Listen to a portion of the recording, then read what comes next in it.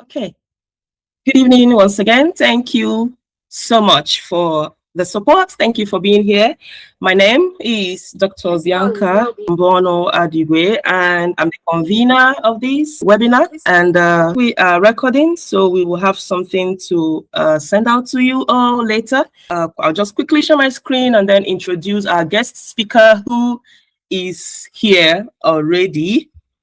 And I'm so excited about the whole thing. So we will be looking at gender-based violence in digital spaces, the roles of parents, academics, and students. You know, when I posted this flyer, someone sent me a message and said, I'd like to speak with you. And I said, okay, you can go ahead and call. And then this person called me and said, what do you mean by gender-based violence? And what do you mean by digital spaces? I said, okay, that's a very beautiful question. And thank you so much for asking me. So what do you use the internet? He said, yes. Do you use any social media? He said, yes. So he mentioned the ones he was very conversant with. And I said, okay, have you ever gone to a comment section and found people insulting each other? He said, yes. I said, okay, there's a name for that. And because it is happening in the internet space, it is called a digital space. So we are going to be talking about this type of violence and a lot more other types in digital spaces, whether it is your YouTube, your TikTok, your WhatsApp, whichever one you are conversant with, Twitter. We want to know the roles of parents, academics, and students. What can we do to mitigate this? So the discussion highlights, we'll be talking about online harassment, digital safety and responsible social media use, and then how we can build safe and inclusive digital communities. So we are looking at just having this meeting for just an hour. And it is my pleasure to quickly introduce our guest speaker. She's so pretty. Yes, this is Mrs. Nkechika Ibe. She is a gender expert. She is a research fellow with AI Safety Nigeria. You know how I used to tell you all that I somehow I get the best for us. And she is a Nigeria co-chapter lead, Harvard W3D, that is Women in Defense, Diplomacy and Development. She is also the chairperson, Women in Security, Peace and Diplomacy Network. She is the executive director, Impact Her World Foundation.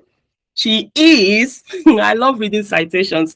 She is an adjunct research fellow, the Shua Research Fellow or something. Yes, Shua. I hope I pronounced that correctly. With Curtin University, Western Australia.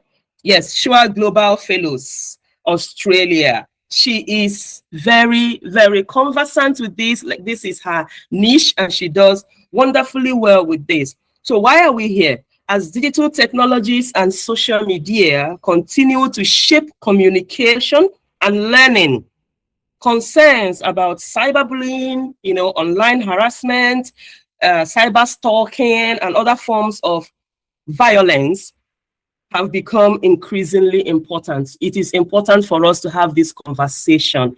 It is gender-based now because it could be leaning towards one gender. It could be women facing this violence. It could be men. So we will be hearing from the expert. I hope you are here with your writing materials because I can't wait to leave the floor for her. So Mrs. Nkechika Ibe, please. You're welcome. This floor is yours. Ladies and gentlemen, say hello to her. I want to see the reactions. Let them flow. Thank you so much. Thank you, Dr. Bianca. It's really an honor to have you.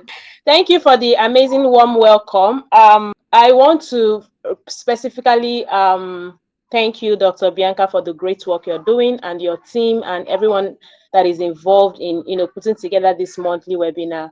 For someone that runs programs like this, I know it's not always very easy.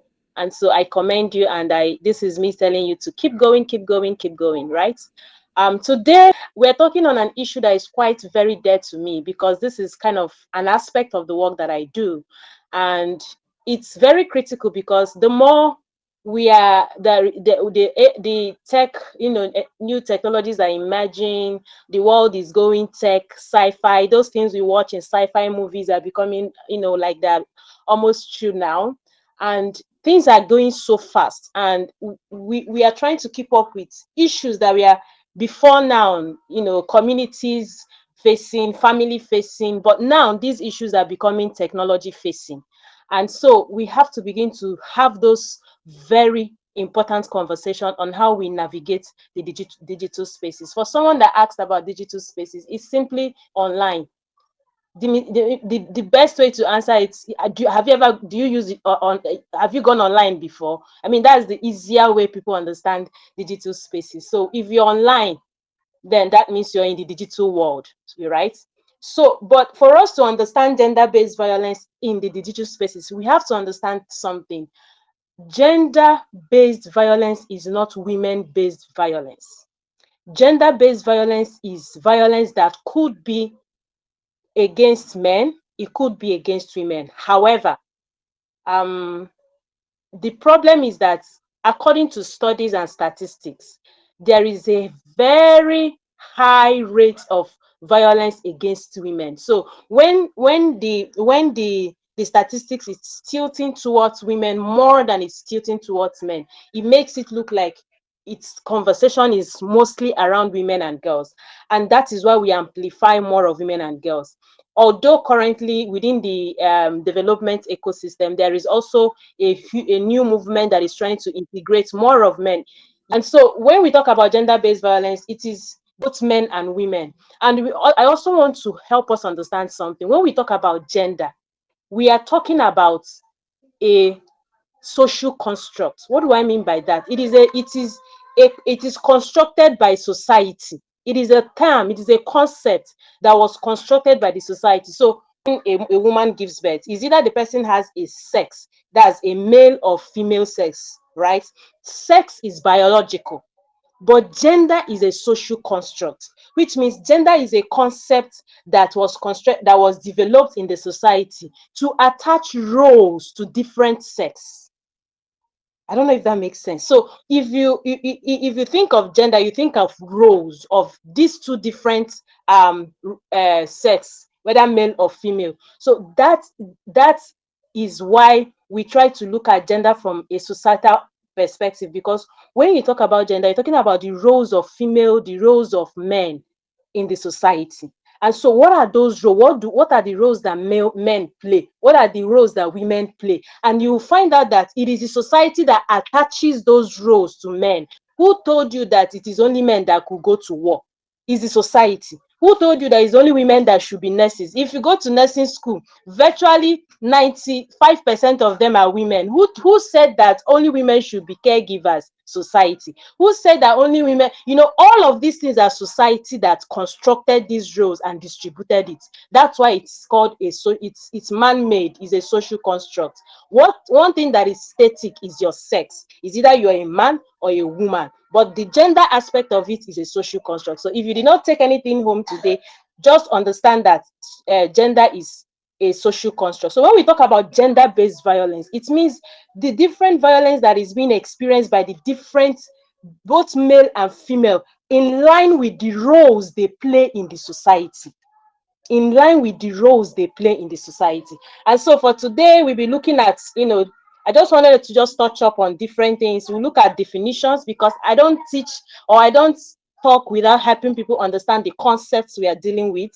And then we can go over to look at the forms, the way these things are, how they manifest, their impact, what drives them, and then we'll go to the roles, right? So on the understanding the concepts, the UN Women there's a declaration, the 1993 UN Declaration defined gender-based violence, or what they call violence against women.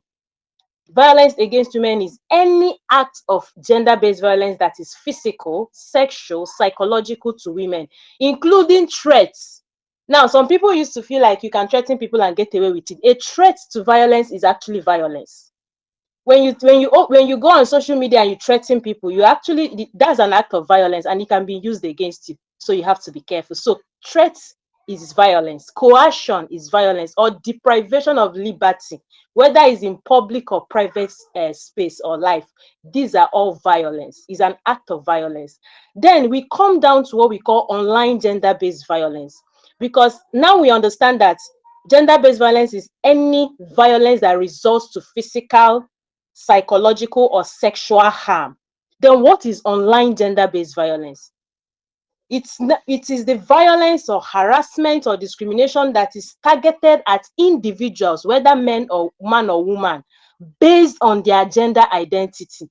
Now, the reason why we use the word gender identity is because it is not only men and women that we, in the development sector, we have different, identities, personal attributes. People identify as different things. So that's why they use that umbrella term, gender identity. People identify as sexually, bisexual, or LGBTQ and all of that. So with that in mind, that's why we use the word gender identity. But the most important thing is that this particular violence happens on digital platforms. And what are digital platforms? Platforms like social media, platforms like messaging apps, online forums, digital gaming apps, and so many of them. These are online platforms. So any digital platform where there is any form of violence or harassment or abuse of any sort, that is an online gender-based violence. However, you can also we use it interchangeably, but they are just a little bit different. We have also what we call tech facilitated gender-based violence, which is also close to online gender-based violence. Basically the same thing, but it is just amplifying what online gender-based violence is saying. Any act of harm or perpetrated, or that is, that happens as a result of access to digital technology. So they are the same thing. So in the course of this conversation, I'll be using them interchangeably because they basically mean the same thing, right? Next slide. However, when it comes to gender-based violence, you realize that I'm very sure that people here have heard this term so much. You've heard it. In fact, some people are actually not, when they hear it, they feel like these people have come again. Which one is gender-based violence again? Women will not let us rest, especially the men. They'll be like, women will not rest. Every time violence, are shouting about. But it's reality, because it's people's reality. I always tell people, when we do research and we come up with numbers, because research tries to help the frequency of occurrence, how this is happening, to what extent. But behind the research or behind the statistics is people's reality, is people's lived experiences. And so this online gender-based violence, they manifest in so many ways. There are different forms. In fact, currently according to the UN Women, we have over 40 forms of online gender-based violence, a lot. But there are ones that are very predominant, the ones that we experience on our day-to-day activities. One of them is what we call cyber stalking. I don't know if anyone here has experienced cyber stalking before, but people just stalk you. And what does that really mean? What does cyber stalking mean? It simply means when you feel like someone is persistently monitoring or tracking you. I have experienced that before, and that's why I put it in number one. There is a time when you just have this feeling that someone is constantly tracking your activities online. You feel like if you open your account, someone has opened it before you. I had to make a complaint. I have to ask a cybersecurity personnel that I know, and the person had to hack into there's a way they do ethical hacking into my account, and realize that my account has been compromised. So you have to be very, very, very attentive to your your online activities. Very, very attentive. Very attentive. So when people are persistent, when there is a persistent tracking of anybody online, but sometimes we call ourselves victims, because why would anybody want to track you online, right? So victims. When you have a feeling that someone is monitoring your location, someone is checking you online, actively, obsessively following your post, that is cyber stalking. Now, there is also what we call non-consensual pornography. That's an act of violence on the digital space. Sharing intimate images, we know about this. We've seen it manifest on our social media. You just wake up one morning and one thing has gone viral. Somebody's, nakedness is everywhere on your screen and all of that. Most times those images are shared without the consent of the person in that image, and that is an act of violence. It's a non-consensual pornography. They call it image-based abuse. That's what it is called. Then we have doxing. Doxing is where you wake up in the morning and you see your life history on social media. Like you wake up and the next thing you're seeing your location, your phone number, your everything about your life on social media, and people are calling you. People are calling you and harassing you, and most times people do that to hurt people. People do that to just being. People are just mean. People are just mean. So when you experience doxing, it's a whole different. And most of the people that experience that are people that maybe are championing a cause, or people that are doing something, that is maybe impacting one area or not. They'll just put your whole details outside, and then you start seeing people harassing you and all of that. So that is doxing. A lot of people have been doxed, and sometimes you wouldn't even know. You will see numbers that you don't know calling you, and you are getting these constant messages and harassment and emails and all of that. Just know that probably you have been doxed, and that's a form of online gender-based violence. Then we have cyberbullying and harassment. I can assure us that some of us here have bullied or have been bullied on the social media. Some of us, that's why I don't use X. X is just, the people there are a bunch of bullies. Like I literally walk on eggshell on X, because you wouldn't even know. Like I feel so uncomfortable on X because of the level of bullying. That is actually online gender-based violence, because it's not supposed to be a place where people experience such, right? So at the end of the day, any sustained online intimidation or threats and abuse, name calling, insulting people, insulting their generation, social comments, it's an act of online, and so many others. We have hate speech, we have social engineering, right? But this can manifest in different ways. The next slide is like a practical manifestation of online gender-based violence. Like I saw this chart and I took it because you will see victims, people that we know that have experienced one form of online gender-based violence and the other. And the reason why I did this is because you need to understand that it's not English. These things are real, and sometimes you might even have been either a victim or a perpetrator without you knowing, because you're not aware that certain things you do is kind of affecting the other person. So at any point in time, when you understand these forms and how they manifest, it gives you a better understanding on how you as a person engage in the digital spaces. You begin to understand that every single thing you do online is very important, and you will begin to reshape your digital footprint. You begin to reshape the way your conversations are being done on these digital spaces, no matter what, whether on Facebook, whether on TikTok, wherever you are, you're more careful. You understand that this is not your home. This is a space where everything and everyone is there. So you have to be very careful and attentive. And it has affected a lot of people. There was a time Aisha Yusufu was, I don't know if any of us know Aisha Yusufu, I think he was popular with Bring Back Our Girls, but also popular doing P2B's campaign and all of that. There was a time that she was accused, she was targeted, and there was a lot of cyberbullying and online, and a lot of people, actually there's so many people, you can just go through it. But what I'm trying to say is that this particular issue of gender-based violence manifests, and you could have been a victim or a perpetrator. So when you go through, I don't know if they'll share the slides with you. When you go through the slides, you should be able to know where you fall in. Are you a perpetrator or are you a victim? Now, one thing that you need to understand is there are facts and statistics. These things are not just let's talk because we want to talk. There are researches that have backed them up. Globally, over 73% of women are exposed to some form of online violence. When we had one of our stakeholder engagement conversations on activities of gender-based violence on the online spaces, we had survivors, we have people that have experienced online violence, and it has trickled down offline. They have to move from where they are staying and move to another place because they tracked them down to their home. So it's a very serious issue. People that they don't know, There is also an issue of an image-based abuse where the girl's boyfriend posted her nude outside on social media and was asking her for, you know, they were trying to blackmail her and all of that. And this lady is a former beauty queen. So there are so many things that happen. It's not just statistics, these are facts. So when you have 51% have experienced online abuse in Nigeria alone, you know, and that is the way the statistics keeps going on and on and on. So why this is important is why we put statistics, and you need to know the cost of every act of violence on the digital spaces, and why we should be very careful on how we engage, and why we should engage safely and purposefully as well. Next slide.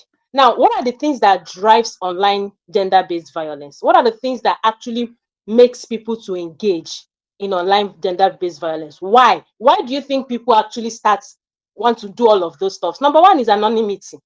I can go faceless. I cannot put pictures. You might not know me, you know. People, because digital technology, you can choose to post your pictures, or you post avatar. You can use anything to disguise, and nobody will know, and you will use that particular account and be perpetrating evil. So these are factors. That concept of anonymity is also something that has driven online gender-based violence. So anyone anywhere can be an abuser. Anyone anywhere can do anything and nobody will know, right? Another thing is automation, ICT. That I have a friend that once had a project she was doing in Chibok, and her brother decided to surveil her.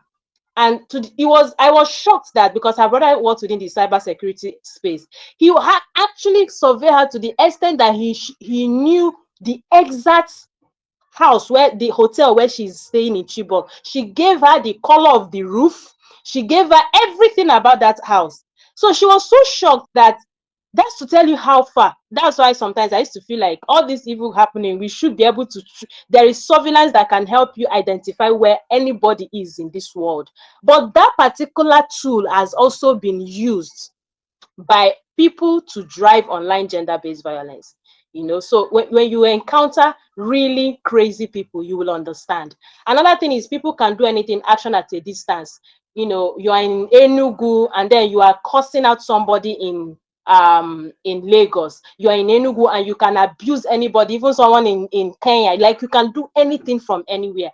That action at a distance is something that, because I mean, social media and digital platform have given us the access to do whatever we want to do. You can talk to anybody, highest you tag them, you tag their generation, tag everything. I mean, all of those things are like gateways to gender-based violence. Another thing is affordability. You always see it on social media, they say, at least I have that, I have data. I mean, it's the cheapest thing, although not cheap these days, but it's one of the cheapest things that people can have access to. Once you have data, you can do anything on social media, you can do anything on digital platforms, you know. So that affordability is also a problem, it's also a driver. Then we have propagation.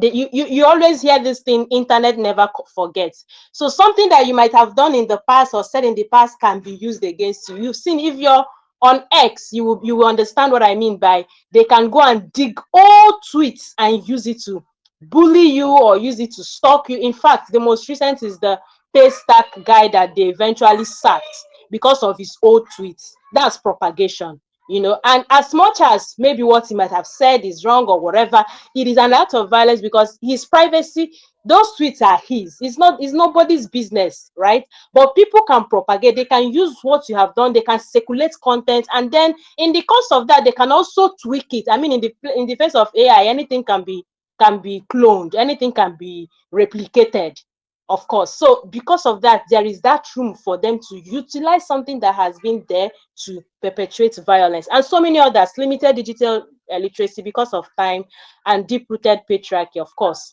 Women challenges, whenever you see women that are out there to challenge the status quo, you will see abuse, you will see all sorts of things. I have also, you know, the concept of feminism also in Nigeria. Once you say feminine, they say the people that don't like marrying, the people that hate their husband, you know, all those kind of things, you know, because of the deep-rooted patriarchy that we are operating in this part of the world. Next slide. But how does this impact us? Sometimes we don't even understand how much the impact these activities have on us. We really don't gauge it. You know, it has a tremendous impact on our life and the things that we do. For instance, for me, the level of cyberbullying on X has put me in the space of self-censorship. I don't really post on X. I don't really do any write up on X because of the way they'll bully your the bullying on X is out of this world. I used to feel like the people that are doing very well on X really, I need to really get off that particular self-censorship is one aspect. You see, people that should be doing something should be posting because of one form of harassment, or because they've experienced stalking, or because they've been doxxed before. You find them, deciding not to even engage at all. Things that they are supposed to do, they won't be doing them. Sorry for the little noise in the background, it's late. So we also have psychological impact.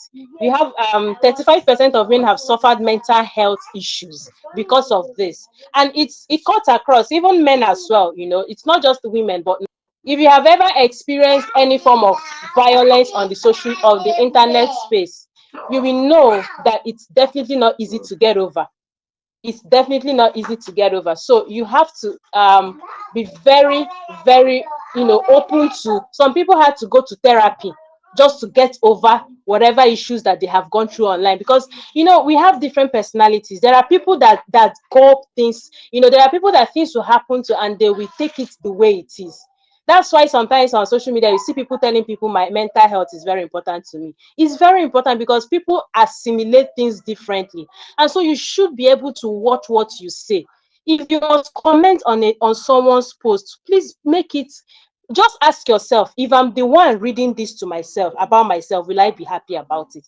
Before you make any comment on anybody's post, be very, very, be civil, be nice, be kind, because people are going through so many different things. So you don't go and add to their issue, right? And that is their page as well. If what they have written you don't like it, or you don't feel comfortable about it, then what you would do is to maybe make your own post and counter it, but don't say that under their post. Don't go on people's post and you're commenting really insulting things. You just, because you don't like the person, because you're just waiting for that person to make a mistake, and you say, hey, he has posted something I don't like, I'll finish that today. No, no, no, no, don't do that.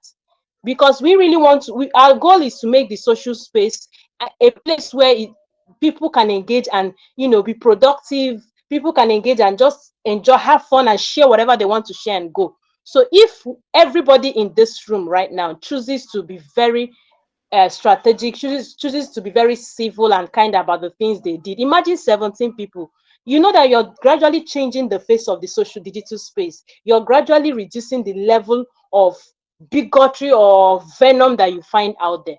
So that's another thing. So you have to understand the impact. Another thing is economic impact. We all know that the social space is also a form of, has some economic benefit to it. But some people have gone offline. Some businesses have been trashed to the ground because of why people decided to wear harassment as okay. There is a very recent one that is going on right now. I don't know if any of you have seen the pad that's her name again, Mercy Johnson, put out there, that she's selling 25,000. I mean, I don't know where they will start to do the damage control on the level of vitriol that has followed that. But I also believe that the company did a little bit. They didn't do their messaging very well, because that is not just a pad. They are not just selling a pad. They are selling a kit. It's a kit. It's a kit, and it could come that it's not for everybody. But you will see people that will say we will never, the whole thing was a mess. And that would impact them economically, and that's not good. That's harassment. That if you can't afford it, I mean. So this is how, like, ended people's career without even knowing it. So we have to be very civil in what we do. Another thing is cybersecurity risks. There is every tendency that your phone can be hacked. I don't know if any of you have experienced hacking before, but sometimes your phone is hacked, not because they want to hack it, but because of your availability on digital spaces, maybe via WhatsApp, maybe via Facebook, because you're not putting up your privacy, you didn't do two-factor authentication, all of those things. You're not even aware that those things exist. Please, today, know that it is very, very important that you do your two-factor authentication on all your social media apps.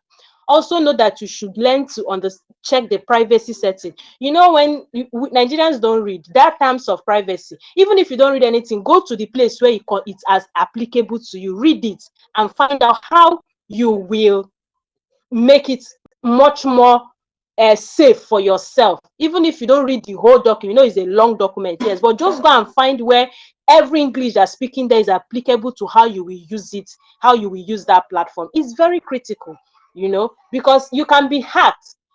My phone there was a day I couldn't use my phone. I don't know, it was just season, and I realized that something is definitely going on. Someone is trying to clone my system, my phone. And eventually, because of two-factor authentication, it couldn't happen. So you have to be very careful. There is social isolation. People just isolate themselves because they are not interested, because of what they have felt, because of what they have gone through on the digital spaces and all of that. And then again, the last is fear and safety. Because of the level of, you know, online violence, a lot of people choose to stay away and they are afraid of engaging totally, right? So these are issues that we see. These are actually what gender-based violence on digital spaces look like. These are what drives it, and these are the impacts. You might not be the direct, you might not be a recipient of this, you might not have this harassment, but somebody you know could have, and they could be going through something like this and you won't be aware. But this will let you understand certain manifestations around you. Why? In fact, some people are going through it without even knowing that this is what is happening to them.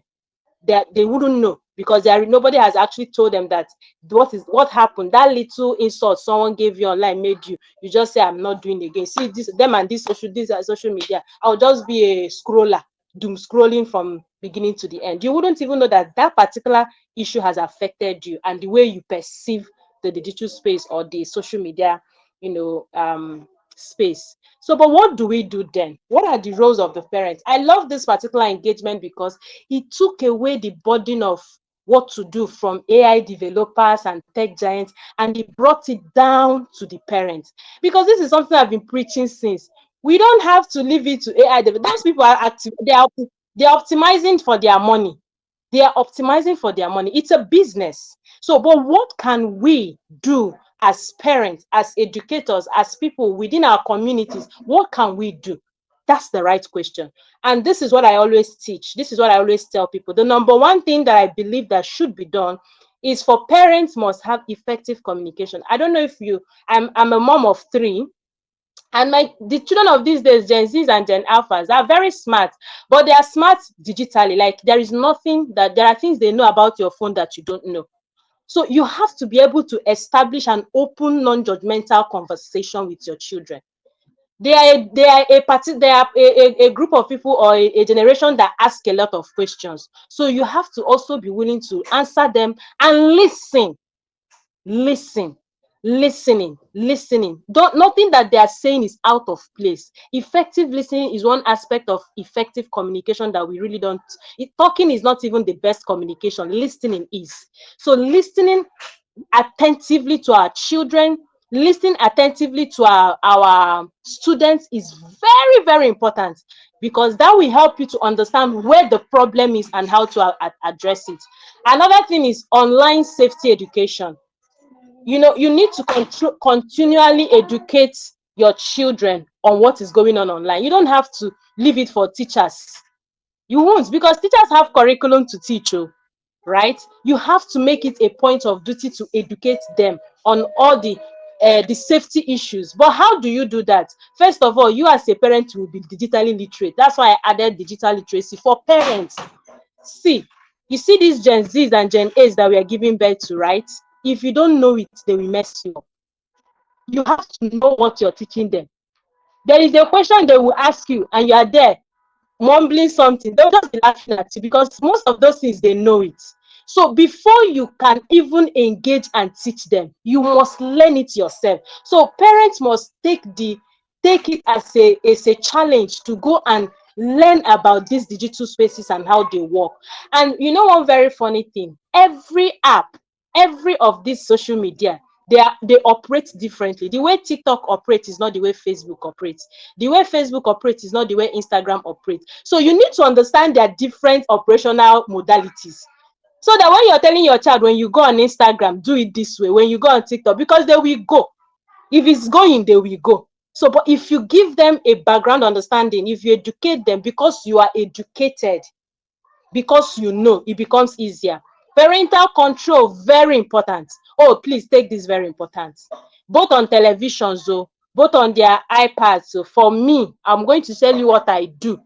These things is what I do. For parental control, there are channels they don't have access to. In fact, there was something that happened recently. I stayed with a young girl in my house, and I realized that sometimes I came back and my children will be calling Monday as Monday. I'm like, where is this coming from? Which one is Monday? Instead of calling Monday, they are calling Monday Sunday. I'm like, which village people? Where is this coming from? Only for me to realize that when I'm not around, they follow the girl in my house to watch Z World, and so they're trying to pronounce like Indians. Where? From where to where? Like how? What is, like they're not trying to make pronunciations like Indians. Monday, Sunday, all those kind of a thing. And I'm like, it was with speed that I rush and put parental anything Z World though, African Magic Epic, all the African magics from A to Z. I put parental control on all of them. It's just cartoons, and I know the channels that they watch their cartoon. Not all channels that they watch their cartoons. And then even the apps for people that gave their children iPad. Me, I'm not giving any iPad until you pass your WAEC. I'll see your WAEC results and see what you made before you are having all those pads. You will still pad. You can still pad later, but for now you're in my house. No, I know, excessive access to these things is also not so good, because they begin to, from early stage, they are overstimulated. I understand that we are a busy generation. We are working moms. I mean, look at the time I'm here conversing. You're hearing mommy on the background, blah blah. Yeah, but then their TV is not on. I try to make them gain focus on being bored. When they're bored, you see they start creating things. So all of overstimulation is not a good thing.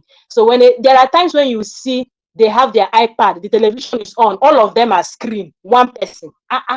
So you have to control that. That's what takes me to strict screen time limits. Please ensure that you limit how much time they have access to screen. For me, I will always use what I do. I don't preach what I don't do. For me, what I do recently, this one started recently, I limited how much they watch television. So from when they start, from Monday to Friday, no television or anything, phone or not any of those stuffs.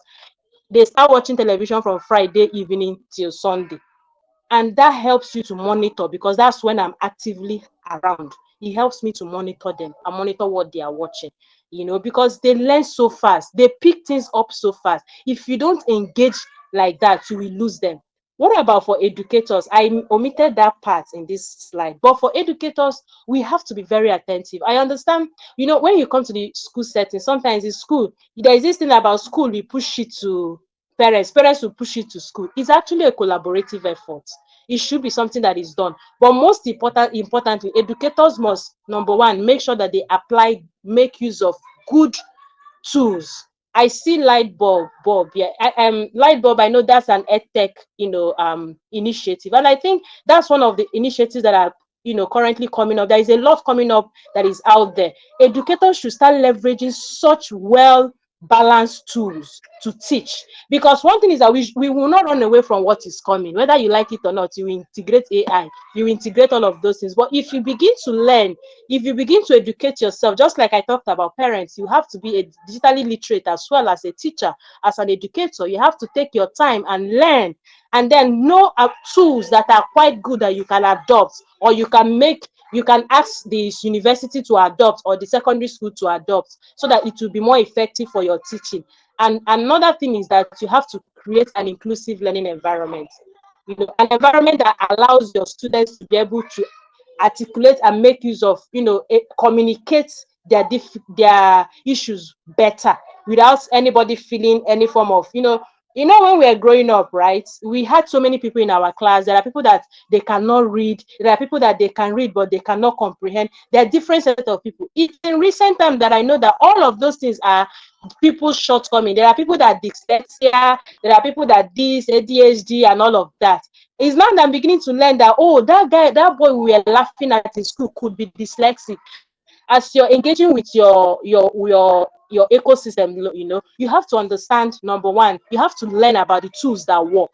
You must know the tools that work. Two, you have to, and those tools have some of them that are very well done, like Lightbulb I talked about.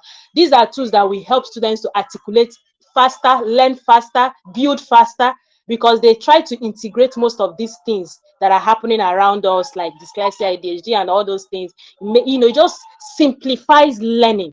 And then it also helps them in their a conversation with their mates in this digital space. It gives them some level of self-confidence. Majority of us are suffering from lack of confidence because of the way our teachers spoke to us when we are small. Not even our parents. Majority of people, because of how their teacher spoke. So the way you communicate to your students also will help them. Is also a way to build their self-esteem, so that their self-esteem, some people are hot, they're hot, and then they go out there and hurt people. You hear this thing, hurt people, right? So as an educator, you also have to be very emotional intelligent. You have to learn how to engage effectively, build your students' self-esteem, because that also translates into the human being that they become on social platform. Very important. If you're always someone, if you're a teacher that downgrades students, you scatter their self-esteem, their everything about them just for you, it means that you yourself, you have low self-esteem, because somebody that is very secure won't do that. So educators have the responsibility. The role they have to play is that you have to build students that have their self-esteem is intact, so that they can engage securely on the digital space. You will see conversations on social media, and you see people telling you that about teachers that we are good and teachers that we are bad. So when you understand that you are part of the nurturing system, you will know that every single word you speak as an educator is directly proportionately attached to who or what that student will become in the future, and you have a high responsibility to get that done, to make it better, right? So rounding off now, because of time, I also talked about what academic institutions can do, for institutions like UNN and research institutions, educational institutions. I mean, these are organizations that can leverage what is good. The researches that we talked about before are people that did it. The academic institutions can begin to contribute to empirical research that helps us understand more these issues. They can offer digital trainings, and take take guidance and counseling sector. If we have secondary school owners, or people that work within the secondary school here, you have to take the guidance and counseling units. Very important, very important. We have to, because that aspect of learning, it's not just they're not just one. They're actually, at this point in our society, they are very critical, right? Digital literacy training, support gender studies, so that we begin to learn more from different contexts, what gender issues are being there, what are being amplified, what is going on. Research on the cost of GBV. People don't understand that. When you talk about gender-based violence, people will just push it aside as just another issue. And the NGO again, NGO people, they've come again. No. There is the cost of GBV. Imagine you suffered gender-based violence, such as doxing, and just imagine, and then your whole life is on the social media, and people are calling you and harassing you. Your office sees it, and your office are wondering what you did, and they suspended you because they are still trying to figure out. They'll tell you to wait first. Did you see the cost? You are incurring cost of something you maybe indirectly or directly we doesn't know how it started, but because someone was so mean to do that, you are beginning to suffer the repercussions, even economically, psychologically, and that is bad. People commit suicide because of what people said on the social media. That's a huge cost, because anything that costs human life is really expensive. So when you understand this, you realize that academic institutions can actually begin to understand. We can do research on suicide, the impact of GBV on digital spaces and its connection to suicide. Maybe we would do such research, and we find out what's going on, right? So there is so much going on. It costs a lot. GBV say, okay, let's leave digital spaces. There is a research that said that 60% of Nigerians knows people that have experienced that are victims of GBV. Is either your auntie or your mother or your sister. somebody close to you, you have seen, or even someone in your compound, you have seen or you have experienced. That's a whole lot. That's a whole lot. Some people have died. Some people are depressed. Some people are going through so many things because of it. So it costs a lot. And like I said, anything that costs human life is very expensive. And so, and every other thing is maybe co-design, safety tools, cross-sector collaborations, so many other things. But the best part of it is that we would do it together. Last slide. We need to work together to help us in getting, we can make the digital spaces safer.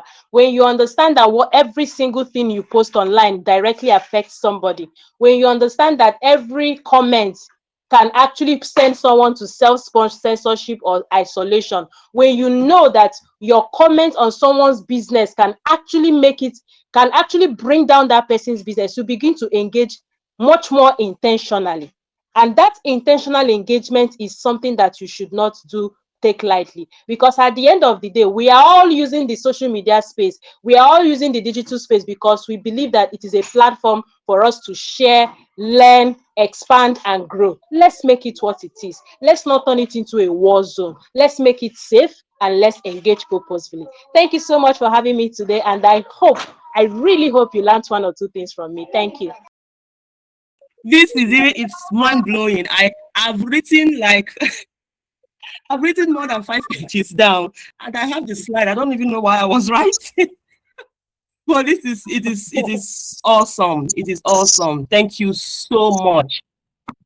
And I'm very happy that even though the invitation came so late, you honored it and you did justice to it. Thank you very, very much. Thank you very, very much. Before I go to the questions, I want to mention something. You see, when we talk about online digital spaces and violence in digital spaces, you will think it is a joke. It is not. It is not a joke, actually. Many people have gone through this thing. And I remember one lady, her name is Dr. V. Kativu. She works with the United Nations. She does a lot of good things for Zimbabweans and all that. And she was given an honorary doctorate by, I think it was Cambridge or Boston, I can't remember. And then after some time, she finished her PhD, and then she posted all those, awards with her family members. And people, oh my God, people nearly ruined this woman. She's a young lady. She clocked 25, I think, this year. People nearly ruined her. They were telling her a lot of things. Some people were saying congratulations. Others were saying it's because you are Black. And other persons were saying, oh, it's because you're a woman. Who knows how many persons you slept with to get all these awards. And I'm telling you that she had nearly, if I'm not mistaken, more than 2,000 comments. It was horrible. In fact, I typed congratulations before I even went to read other comments, because I thought I would see, wow, wonderful, you did well. Hey, the comments I saw there, I began to shake in my shoes.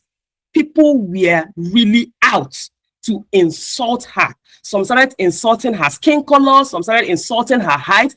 Please, whatever it is you are doing online, I know that this anonymity of a thing makes everyone want to type, even people that normally you wouldn't even be able to speak with. You can't even talk to this person.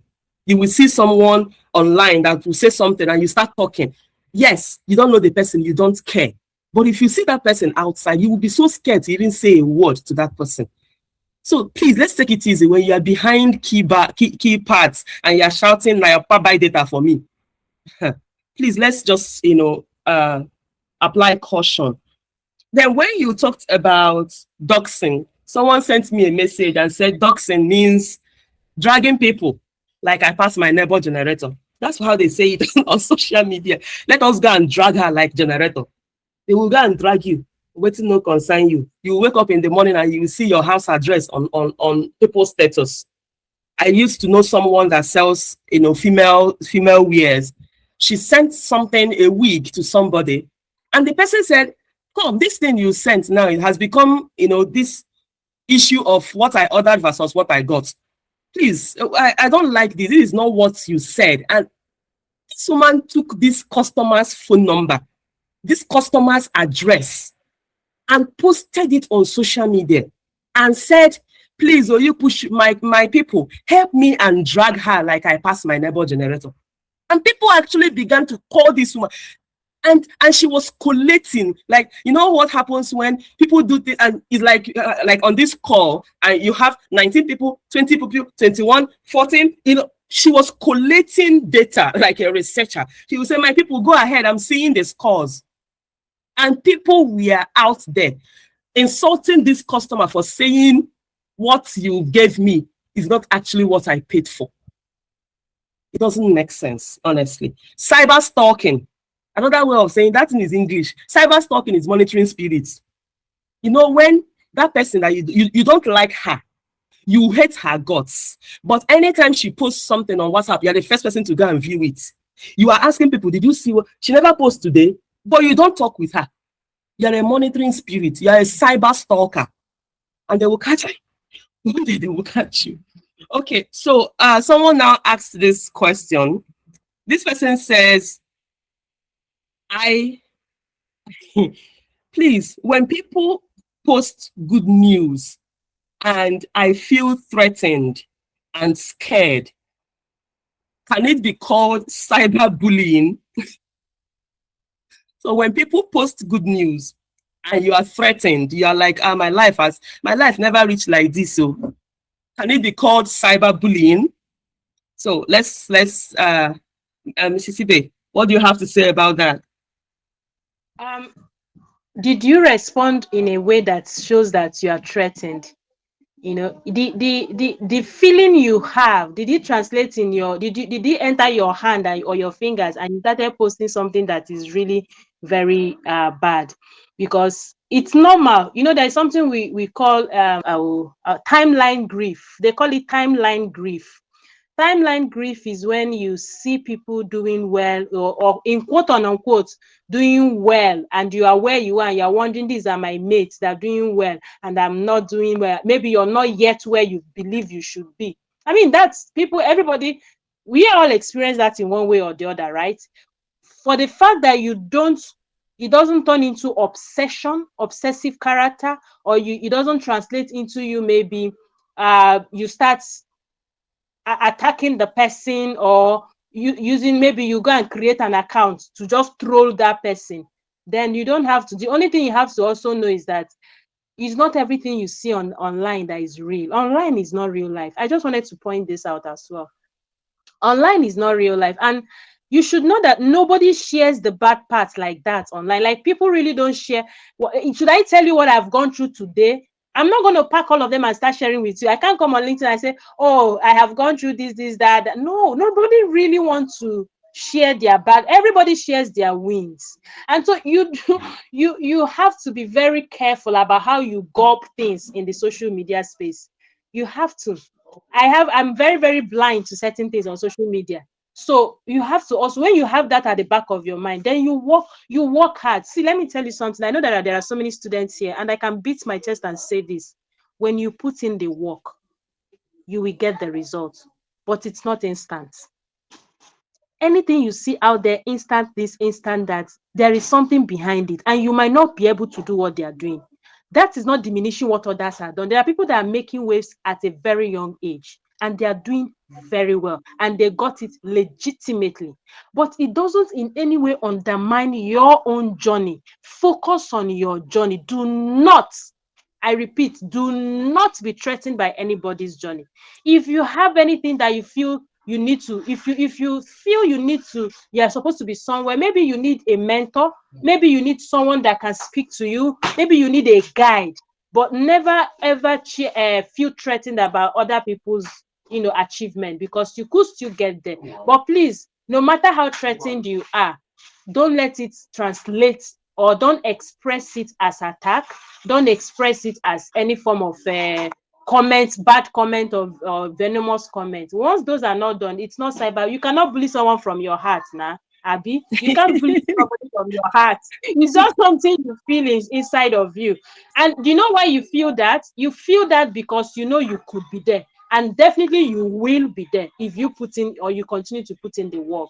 So that's just the long and short of it. Yeah. It's not cyberbullying until it That's becomes awesome. cyberbullying when you translate it by maybe saying all of una where they do a shower, or all of where they do Yahoo, or you begin to just start typing things because you feel bitter about, then it becomes cyberbullying. But in your heart, it's not. But just know that you're not I behind. think You're I think doing your job. he's the one that is feeling threatened by people's good news. So he feels they are bullying him with their good news. Okay, you feel you feel those people are bullying you with their good. Okay, Yes. I get the dynamics now. No. People can't bully you with their good news now. Their good news is their good news. If you feel bullied, bully them back now. Share your own. Don't feel threatened. Don't feel. Yeah. Yeah. So another one person is asking, are there legal frameworks or policy frameworks in Nigeria that addresses gender-based violence in digital spaces? I have no idea. Yeah. So there are quite a number of legal frameworks. We have violence against persons prohibition acts. Then we have cyber security crime. You have cyber crime act. So this cyber crime act is the act that the police use in catching people. Have you seen where people say something, defamation online, and then they give them a lawsuit and they come and carry them for what they said? They always do it when it favors them more. But there are legal frameworks that backs them. It's called the cyber crime. You know that cyberbullying is a cyber crime. Cyber stalking is a cyber crime. So yes, there is a legal framework, and they can come against you if you don't just put yourself in the position where those acts will be activated because of you. Okay, that's a good one. Then finally, what advice would you give to victims of online harassment who may be afraid to speak out? There are so many avenues that you can. This is one of the greatest aspects of the underreporting of incidences. It's one of the aspects that we are yet to getting. People really don't talk about these things, but you have to. And that's why we have a lot of resources, or a lot of currently even AI driven technologies that helps you to report these issues, that helps you to talk about these issues and seek help where necessary. So yes, there are different support services. We have a lot of it. In fact, our organization is developing one as well. So there is, but even before then, there is a lot of support services from organizations that we are closely partnering and working with. So if you have any incidents, you feel you need support, psychosocial support, you need someone to talk to, a counselor, a GB case manager, whatever the issue is, you just have to let us know. We can escalate it, right? But yes, there are so many ways you can, report them, so many ways you can share about it, and there are so many ways you can get help. Don't die in silence. I say this, don't die in silence. If something is bothering you, someone is blackmailing you, you feel something is currently happening that you need to share, you are open, you just have to share it. You just have to. And if possible, I can get a list of support services and their contact details. I'll share with Dr. Bianca. He can share with this group, and you have access to them. But even at that, there are support AI-driven techs that currently help you to have access to those numbers, and I can list some of them for you, and you get them and then you use them. Just don't die of silence. Speak up when necessary. Thank you so much. That is awesome. It's awesome. I'll be expecting that. Thank you so much. So if you are not taking anything away from this meeting, which I highly doubt, for me, I'm taking away a lot. I have written down 5 pages, and honestly, I have the slides, but I don't know. I was just writing. Yeah, I have 2 things that I wrote down here that I'm taking away with, like the topmost things in my mind right now. You see, when she talked about the roles that parents can play, roles that we can play as parents, when it's with regards to online-based violence, whether gender-based, whether against women, whether against men, whether against children. You see, non-judgmental dialogue. When she mentioned effective listening, this is one place that parents fail a lot, not because they intentionally decide to not listen to their children. They are busy, like the guest speaker said, we are busy, we have a lot of things going on at the same time, and then your child is telling you something and you're like, okay, sometimes you're just responding, but you're actually not listening. So effective communication between you and your children is, I think, number one way of, putting a check to some of these things so that it doesn't escalate. Another thing is, parental control. Please, screen time. All your kids, you have 4 kids and 4 of them have tabs. The television is on, the 4 tabs are on, your laptop is on, your phone is on, everybody is overstimulated. You cannot control anything. Why? Because you are busy and you give them these things to keep them busy so that you can have maybe a time for yourself, a time to yourself, maybe to walk, maybe to rest a little bit. Please, I know we are busy. I won't even lie. It is the truth. We are busy. But you see, these kids sometimes, not even sometimes, they actually need guidance, and that is our job. So as parents, effective communication. It doesn't matter if the child is a little baby. It doesn't matter if the child is in the university. You have to listen. And it is when you listen that you can actually pick out the signs. Your child in the university might not come home to start telling you they are stalking me, they are bullying me. But if that child already has this level of communication with you as the father, with you as the mother, you will find out that even if the child doesn't come up to say, "Mommy, this is what is happening to me," that is, the child might act in a way that will make you begin to question something.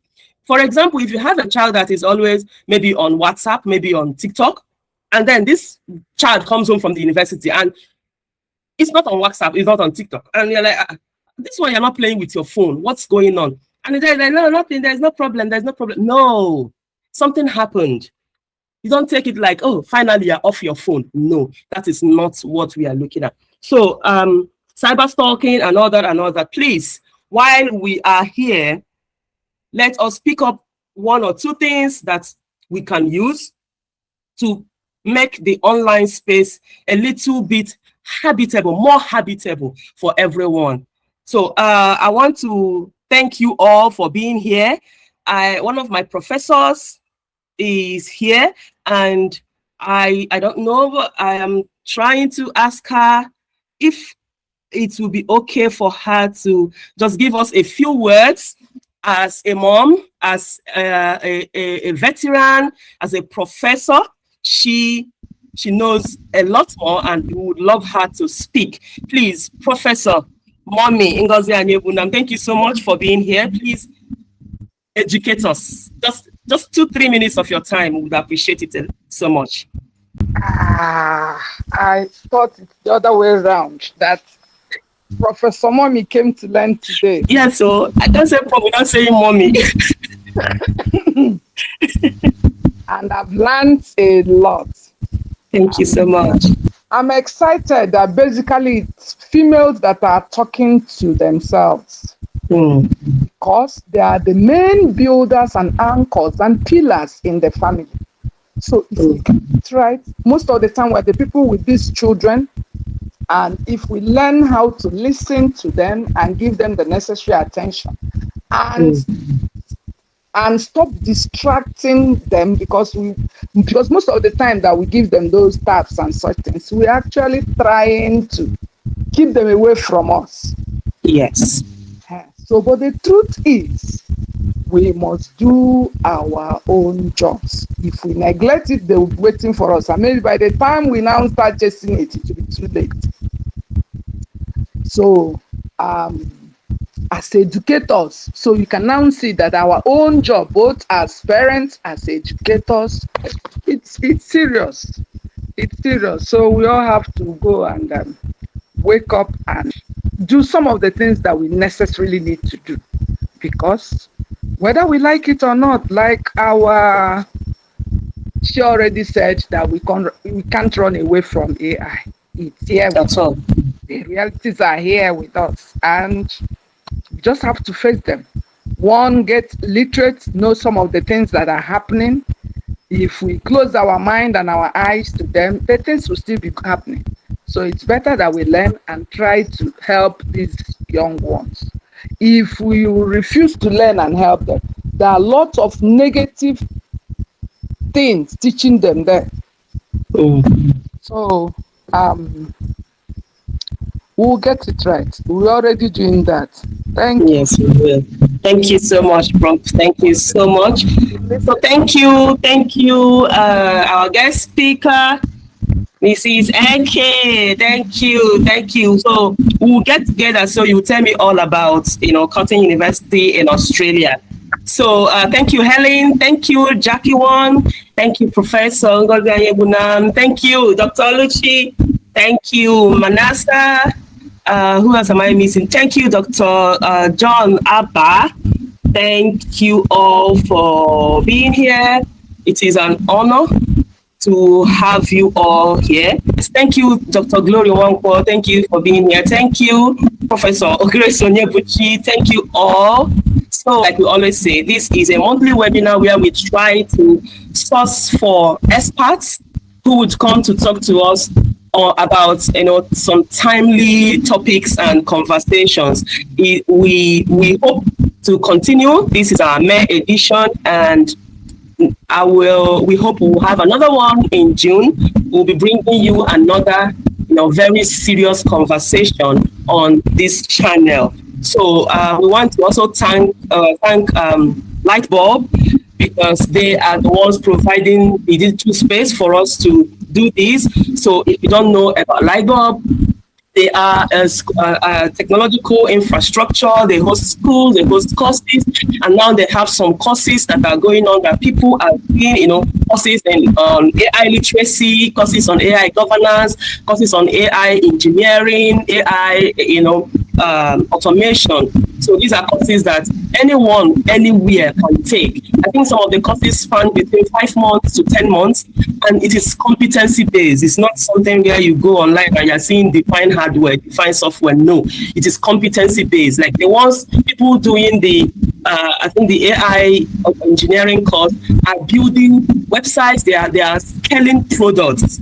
So by the time you are done, you already have a company, you already have websites, you already have a registered institution. So we'll be sharing the slides later, and you could go check them out. It's just lightbulb.study. I'm going to put it in the chat box. Just lightbulb.study. Just go around and look at what they have there, and you can study from any part of the world. Just log in and do what you have to do. Lightbulb.study. So thank you once again. Until we meet again in June, this is me saying good night and God bless you all.